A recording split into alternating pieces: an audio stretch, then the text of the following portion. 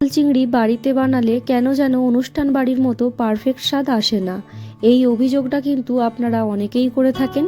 তাই আজকের ভিডিওতে আমি আপনাদেরকে দেখাবো একদম সহজ পদ্ধতিতে বাড়িতে কিভাবে বানাবেন খাঁটি অনুষ্ঠান বাড়ির পটল চিংড়ি, আর রান্নার স্বাদ আর ঝোল আনবে perfect. Hello everyone, welcome to my canvas YouTube channel. আমার চ্যানেলে সবাইকে স্বাগত জানাই। পুরো ভিডিওটা স্কিপ না করে দেখতে থাকুন। পটল চিংড়ি বানানোর জন্য আমি এখানে প্রায় 200 থেকে 250 গ্রাম মতো পটল নিয়েছি। পটলগুলো কিন্তু পুরো খোসা আমি ছাড়াইনি, ভিডিওতে যেমন দেখছেন একটু ছাড়িয়ে আবার খানিকটা খোসা রেখে কেটে নিয়েছি। আর পটলগুলোকে কিন্তু মাঝখান থেকে ডুমো ডুমো করে কেটে অর্ধেক করে কাটা রয়েছে। এর সাথে নিয়েছি ডুমো ডুমো করে কেটে রাখা আলু, আর এই যে ঝোলের স্বাদ একদম জমিয়ে দেবে রান্নার আসল তারকা তাজা চিংড়ি মাছ। চিংড়ি মাছগুলো কিন্তু আগে থেকেই সামান্য নুন আর হলুদ দিয়ে ম্যারিনেট করে রাখছি। তাহলে চলুন রান্নার এবারে পরের ধাপে যাওয়া যাক। এবারে কড়াইতে পরিমাণ মতো তেল দিয়ে দিলাম। তেলটা গরম হয়ে গেলে কেটে রাখা আলুগুলো দিয়ে দিলাম। এখানে কিন্তু কোনো রকমের নুন হলুদ দেব না, শুধু তেলেই আলুটাকে হালকা করে লালচে করে ভেজে নেব।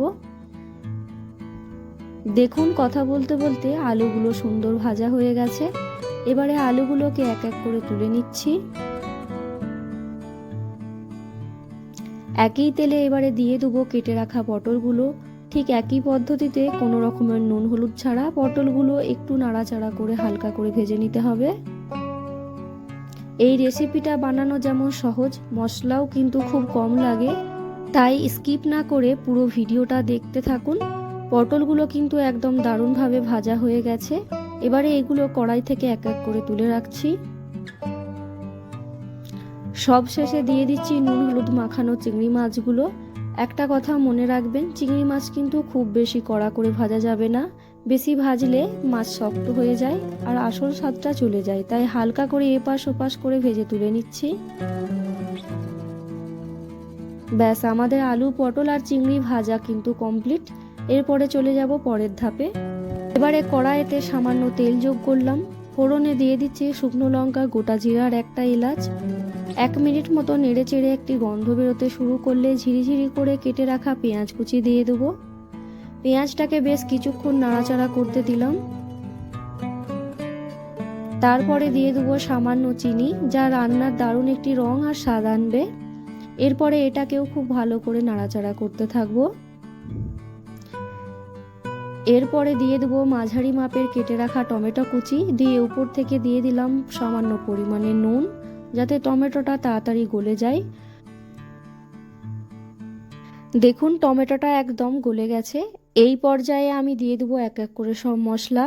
প্রথমে দিয়ে দিলাম লঙ্কা গুঁড়ো, তারপরে দিয়ে দিলাম হলুদ গুঁড়ো, তারপরে দিয়ে দিলাম ধনে গুঁড়ো, তারপরে দিয়ে দিলাম জিরে গুঁড়ো।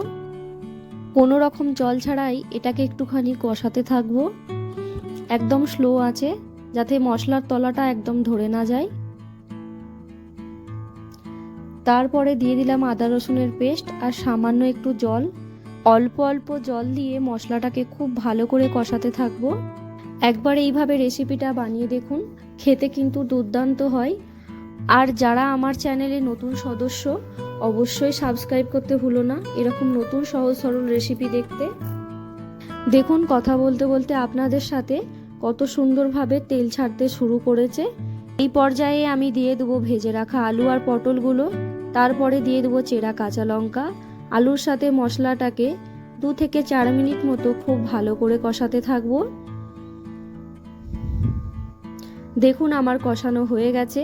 এবারে উপর থেকে দিয়ে দেবো পরিমাণ মতো জল, কিছুটা টাটকা ধনেপাতা কুচি। এবারে এটাকে খুব সুন্দর করে ফোটাতে দেবো। ঠিক আলুটা আর পটলটা যখন হালকা একটু সেদ্ধ হয়ে উঠবে, তখন এই পর্যায়ে দিয়ে দেবো ভেজে রাখা চিংড়ি মাছগুলো। চিংড়ি মাছগুলো দিয়ে বেশ কিছুক্ষণ ফুটিয়ে নিলে একদম রেডি। আর উপর থেকে যদি চান অবশ্যই একটু ঘি দিতে পারেন, তাহলে স্বাদ আরও বেড়ে যাবে। পটল চিংড়ি কম খরচে সহজ পদ্ধতিতে এই রেসিপিটা আপনাদের কেমন লাগলো অবশ্যই কমেন্টে জানাবেন।